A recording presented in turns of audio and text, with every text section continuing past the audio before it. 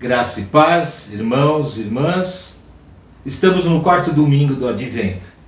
Nesse tempo de Advento, que a luz de Cristo, nascida em Belém, o Salvador eterno, brilhe sobre nossas vidas e ilumine os nossos corações, para que enxergamos o verdadeiro tesouro da salvação. Acolho a todos e a todas com as palavras do profeta Isaías, lá em Mateus, capítulo 1, versículo 23. Eis que a Virgem conceberá e dará à luz um filho, e ele será chamado pelo nome de Emanuel, que significa Deus conosco. O Senhor nos convidou para esse encontro. Portanto, boa noite. Sejam bem-vindos. Bem-vindo você que nos visita. É bom saber que está em nosso meio, mesmo de forma virtual. Vamos adorar ao nosso Deus através do hino de número 11, Natal.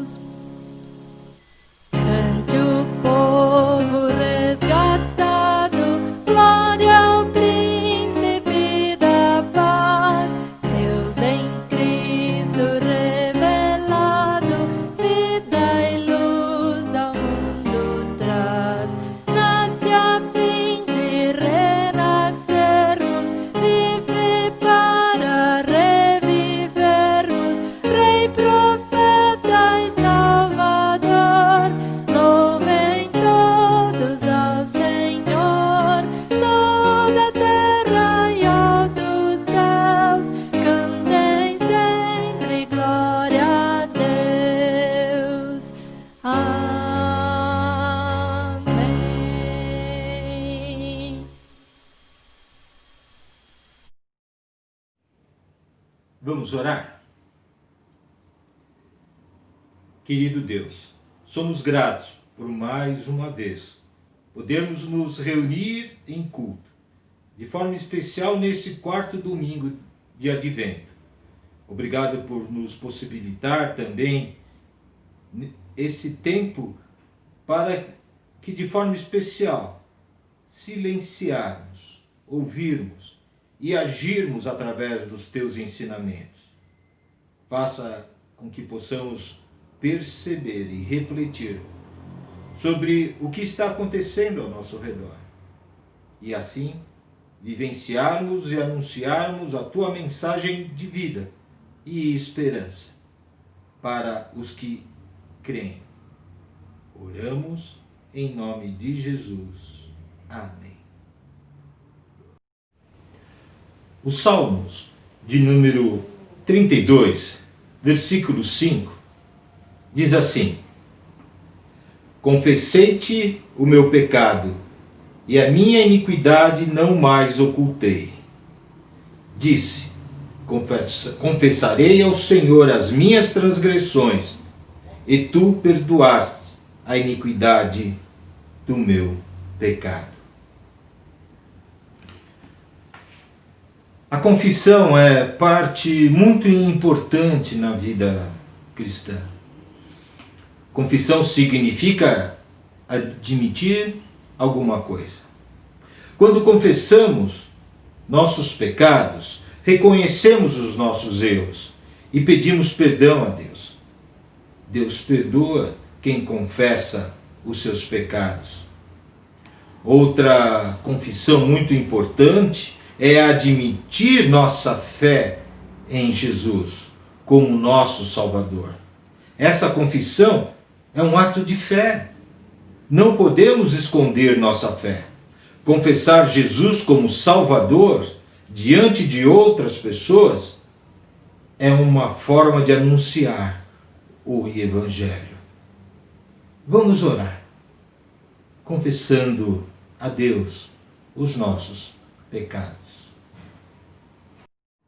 Deus de graça e misericórdia, nesse momento, reunidos como comunidade cristã, queremos reconhecer o quanto erramos quando não cumprimos o que a Tua palavra nos pede. Pecamos em nossos pensamentos, quando estes querem achar caminhos que favoreçam somente nós. Pecamos em palavras, quando estas julgam ou ferem os sentimentos de outros que nos ouvem. Pecamos em nossas ações, quando estas mostram o nosso egoísmo em não conseguir estender a mão ao necessitado. Pecamos por nossas omissões, quando deixamos de fazer o que deveríamos ter feito. Enfim, pecamos quando, em meio a muitos preparativos para a festa do Natal, não conseguimos parar para ouvir, refletir e viver o verdadeiro e único sentido deste tempo. A tua boa notícia, que em Cristo te fizeste presente em meio à humanidade perdida. Por isso, bondoso Deus, por todas as nossas culpas, por todos os nossos pecados, te pedimos, em nome de Jesus Cristo, tem compaixão de nós, Senhor. Amém. E a palavra de perdão, a palavra de graça, a palavra que nos anima a continuar caminhando, se encontra em Hebreus, capítulo 10, versículo 10. E ela diz: e porque Jesus Cristo fez o que Deus quis, nós somos purificados do pecado pela oferta que Ele fez, uma vez por todas, do seu próprio corpo. Confessar os pecados é uma atitude de fé. Confessamos porque reconhecemos os nossos erros e temos a necessidade do perdão de Deus. Assim, a todos que se arrependem e creem em Cristo, eu anuncio o perdão. Em nome do Pai, do Filho e do Espírito Santo. Amém. Vamos aos nossos avisos?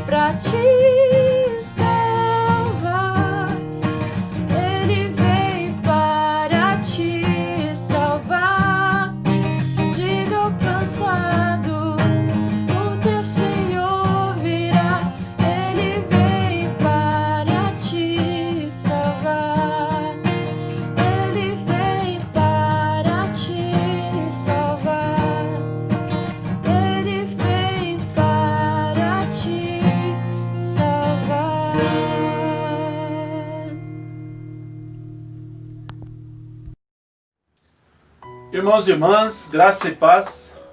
Eu quero convidar para que neste momento possamos acompanhar a leitura da Palavra de Deus no Evangelho de Lucas, no capítulo 1. A partir do versículo 26, nós vamos ler até o versículo 38, que diz assim: No 6º mês, o anjo Gabriel foi enviado por Deus a uma cidade da Galileia, chamada Nazaré, a uma virgem que estava comprometida a casar com um homem da casa de Davi, cujo nome era José. A virgem se chamava Maria, e aproximando-se dela, o anjo disse: Salve, agraciada, o Senhor está com você. Ela, porém, ao ouvir esta palavra, perturbou-se muito e pôs-se a pensar no que poderia significar esta saudação. Mas o anjo lhe disse: Não tenha medo, Maria, porque você foi abençoada por Deus. Você ficará grávida e dará à luz um filho a quem chamará pelo nome de Jesus. Este será grande e será chamado Filho do Altíssimo. Deus, o Senhor, lhe dará o trono de Davi, seu pai. Ele reinará para sempre sobre a casa de Jacó, e o seu reinado não terá fim. Então Maria disse ao anjo: Como será isto, se eu nunca tive relações com homem algum? O anjo respondeu: O Espírito Santo virá sobre você, e o poder do Altíssimo a envolverá com a sua sombra.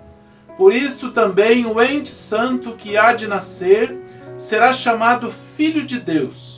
Isabel, sua parenta, igualmente está grávida, apesar de sua idade avançada, sendo este já o 6º mês de gestação para aquela que diziam ser estéril, porque para Deus não há nada impossível. Então Maria disse: Aqui está a serva do Senhor, que aconteça comigo conforme a sua palavra. Então o anjo foi embora. É um texto muito rico, que nós lemos, que nós ouvimos, que nós já vamos conhecendo aí de longa data. E nós percebemos que em tempos difíceis podemos encontrar paz e segurança na boa notícia que vem da parte de Deus. E eu quero citar aqui o que afirmou o professor Paulo Roberto Garcia, também pastor.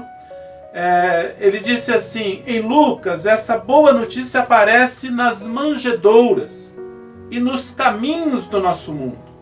Grandes cidades e grandes poderes perdem seu lugar quando confrontados com a boa notícia, o Evangelho.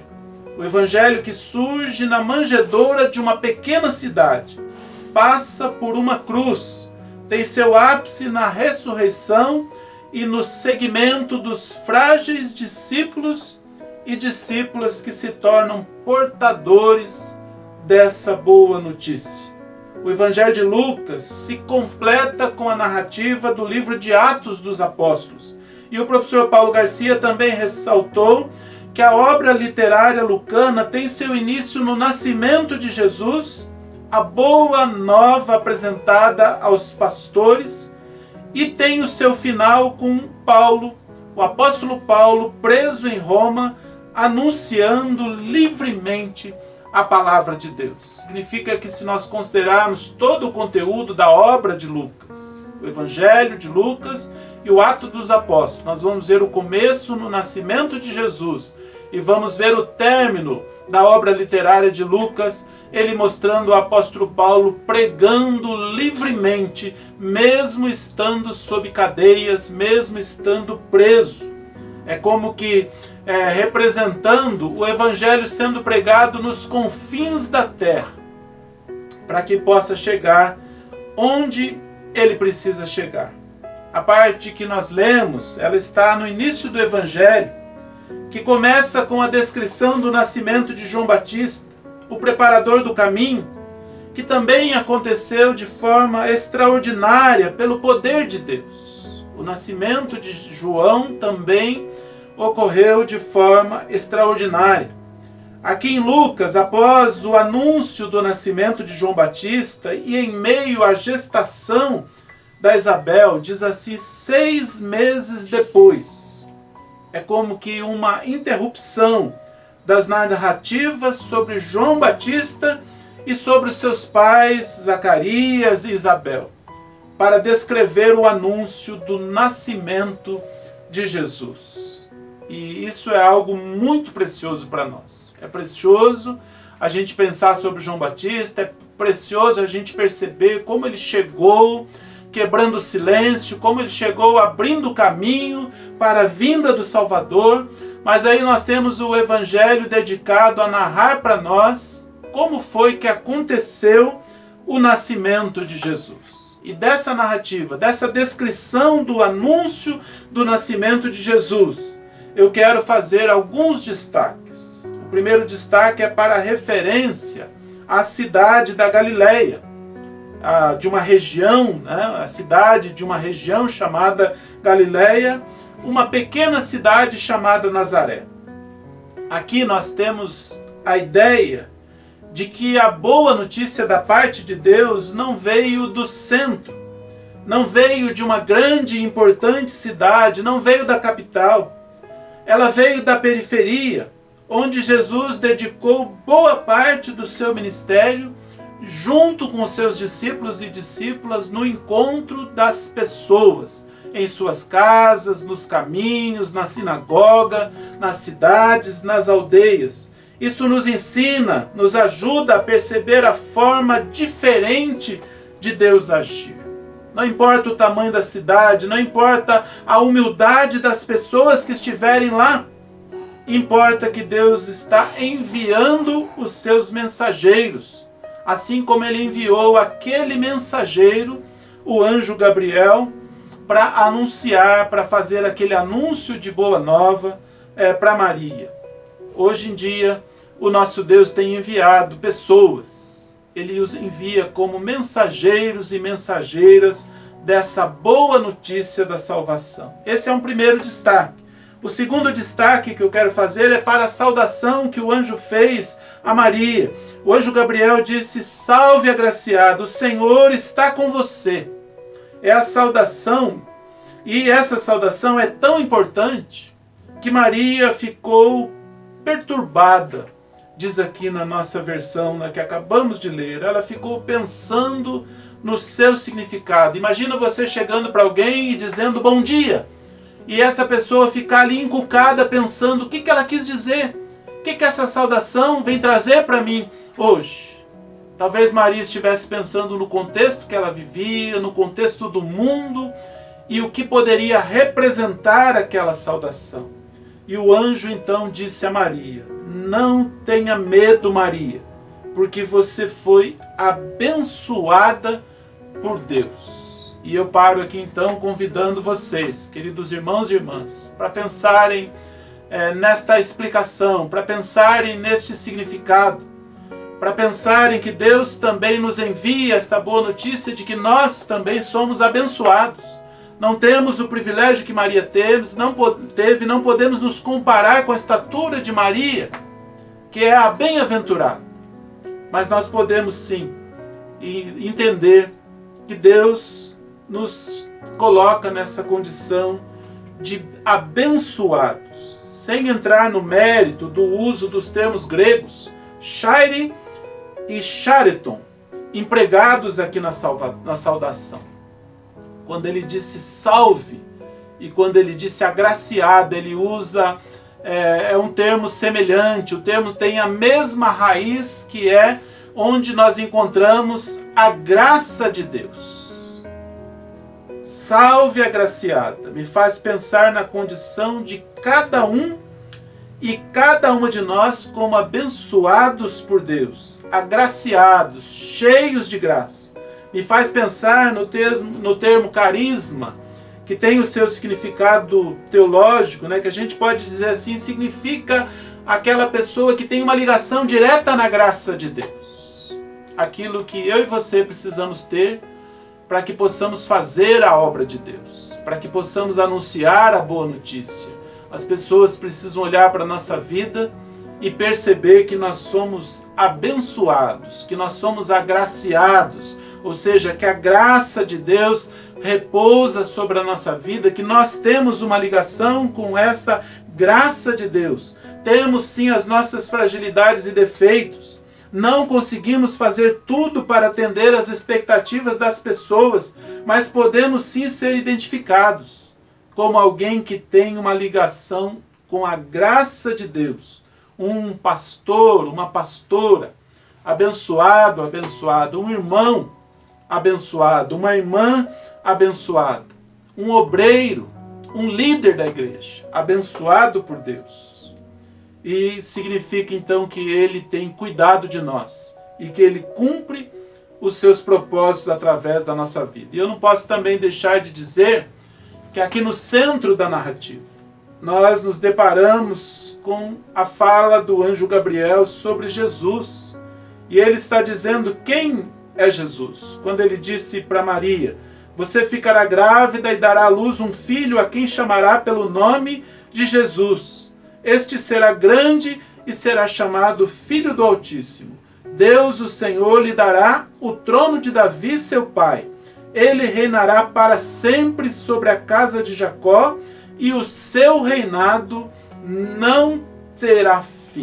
Como está aí nos versículos 31 a 33. E depois ainda que Maria perguntou sobre como isso se daria, o anjo continuou e disse assim: o Espírito Santo virá sobre você, e o poder do Altíssimo a envolverá com a sua sombra. Por isso também o ente santo que há de nascer será chamado Filho de Deus. Isabel, sua parenta, igualmente está grávida, apesar de sua idade avançada, sendo este já o 6º mês de gestação para aquela que diziam ser estéril, porque para Deus não há impossível. Jesus, um nome grande, Jesus, o Filho do Altíssimo, que reinará para sempre. E mais na frente ele diz Jesus, o Filho de Deus.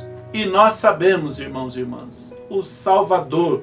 O anjo não declarou isso aqui na narrativa que nós lemos, mas mais à frente isso vai ser declarado categoricamente. Jesus é o Salvador. E o último destaque então que eu faço, nesse contexto do advento, esse tempo que nós estamos vivendo, de preparação, de celebração da vinda do Salvador.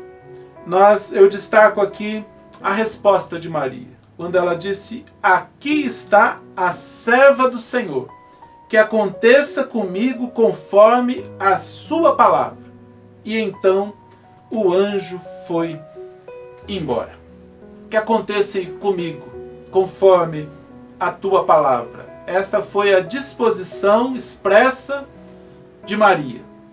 E essa disposição, irmãos e irmãs, ela precisa estar presente em cada uma das nossas vidas. Dizer diante de Deus: aqui está o servo do Senhor, aqui está a serva do Senhor, para que se cumpra a tua palavra na nossa vida. Essa resposta de Maria nos inspira sobre a resposta que nosso Deus espera de cada um e de cada uma de nós. Cada um e cada uma das pessoas que Ele tem chamado. Disposição para que a vontade e a palavra de Deus se cumpram. Então, irmãos e irmãs, a minha oração é que saibamos reconhecer a forma como Deus anuncia e manifesta sua boa notícia nas coisas, nos lugares e nas pessoas simples. Que seja sempre conhecida a nossa identificação com a graça de Deus, como abençoados, abençoadas, agraciados, agraciadas por Deus. Que as pessoas conheçam Jesus, o Filho do Altíssimo, aquele que tem o nome grande e que reina eternamente. Que nós tenhamos sempre a nossa disposição como resposta à graça de Deus. Somos servos e servas de Deus. Somos agraciados, agraciadas por Deus, que se cumpre em nós a sua palavra. Nós vamos agora acompanhar o cântico e neste momento, dirigindo já a nossa oração, expressando diante de Deus a nossa dedicação, a nossa entrega, que mesmo em meio às dificuldades, às delicadezas desse tempo, que nós tenhamos um Feliz Natal, que nós tenhamos sim um abençoado Ano Novo e que continuemos nos preparando para isso, dedicando a nossa vida nesse preparo para que nós possamos sim celebrar com muita alegria a presença do nosso Salvador, que está sempre conosco. Em nome de Jesus, acompanhe o cântico neste momento e logo a seguir nós vamos orar.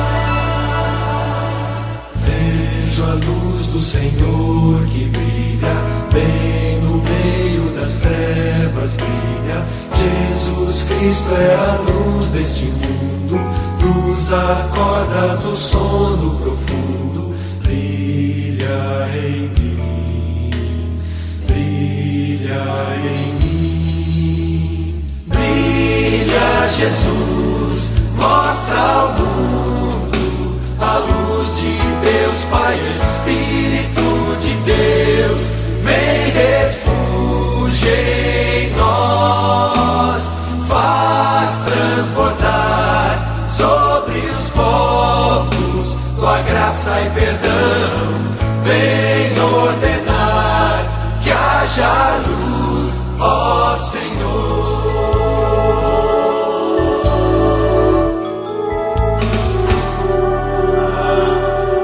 Eis-me achego ao teu trono incrível, mais finito ao intangível.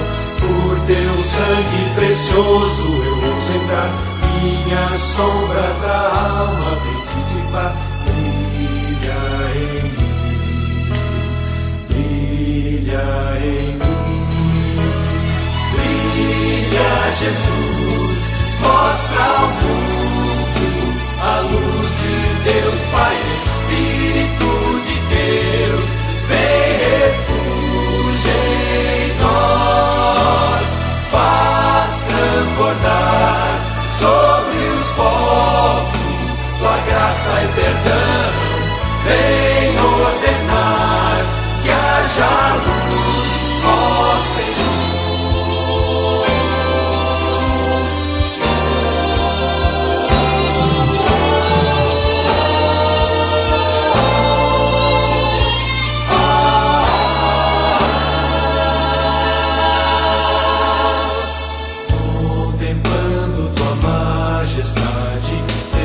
Reflexo em nossas faces, cada dia de glória em glória, mostrem sempre a tua história.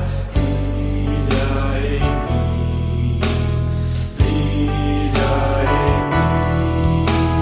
Brilha, Jesus, mostra ao mundo a luz de Deus, Pai, Espírito de Deus, vem refúgio em nós. Faz transbordar sobre os povos tua graça e perdão. Vem ordenar que haja luz, ó Senhor.